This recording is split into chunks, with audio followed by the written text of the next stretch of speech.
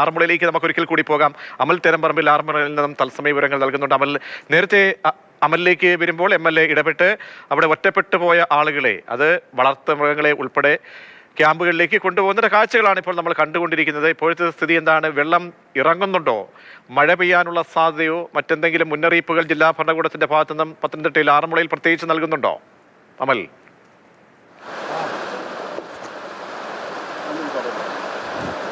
അമൽ തെരമ്പറമ്പിൽ കേൾക്കാമോ?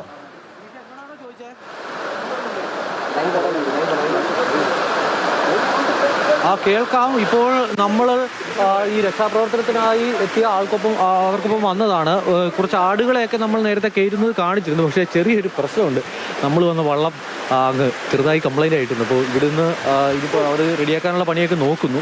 ശക്തമായ മഴ പെയ്യുന്നു എന്നുള്ളതാണ് ഏറ്റവും വലിയ പ്രതിസന്ധി. ഇപ്പോൾ ഈ നമ്മൾ കയറിയ വള്ളത്തിൽ ആടൊക്കെ നിൽക്കുന്നുണ്ട്. പക്ഷേ അതൊക്കെ നനഞ്ഞു കുളിച്ച് നിൽക്കുകയാണ്. നമുക്ക് ഇവിടുന്ന് പോകാൻ കഴിയുന്നില്ല.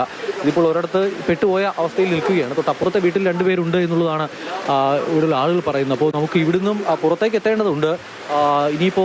ഇപ്പോൾ നല്ല മഴ പെയ്യുന്നു. നേരത്തെ നമ്മൾ പ്രതീക്ഷിച്ചിരുന്നത് ഈ മഴ ഒന്ന് കുറഞ്ഞു നിന്നിരുന്നു എങ്കിൽ ഇതങ്ങ് വെള്ളം ഇറങ്ങിപ്പോയേനെ എന്നുള്ളതാണ്. ഇതിപ്പോൾ അവിടുന്ന് ഡാമിൽ നിന്നുള്ള വെള്ളത്തിൻ്റെ വരവും ഇപ്പോഴത്തെ മഴയും കൂടി ആകുമ്പോൾ വലിയ പ്രതിസന്ധി തന്നെയാണ്.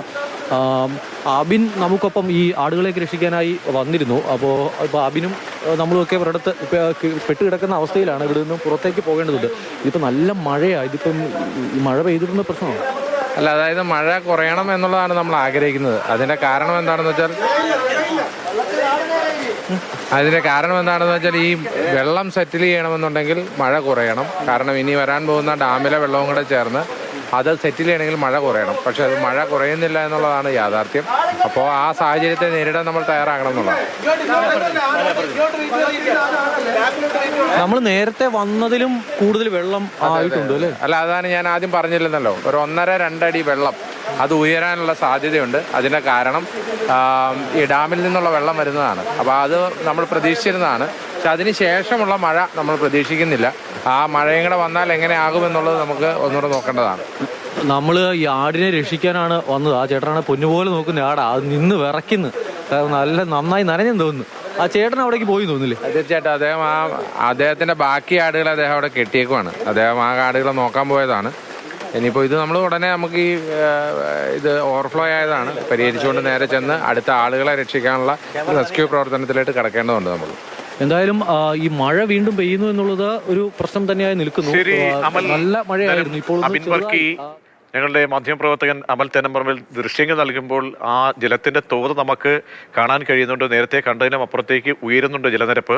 അപ്പോൾ നിങ്ങളുടെ എല്ലാവരുടെയും സുരക്ഷ വളരെ പ്രധാനപ്പെട്ടതാണ്. രക്ഷാപ്രവർത്തകരുടെയും സുരക്ഷയും ജീവനും ഒക്കെ. അപ്പോൾ അപകടാവസ്ഥ മനസ്സിലാക്കി അവിടെ നിന്നും റിപ്പോർട്ട് ചെയ്യുക. ഏറ്റവും പുതിയ വിവരങ്ങൾ, ദൃശ്യങ്ങളടക്കം പ്രേക്ഷകരിലേക്ക് നൽകാൻ ശ്രമിക്കുക.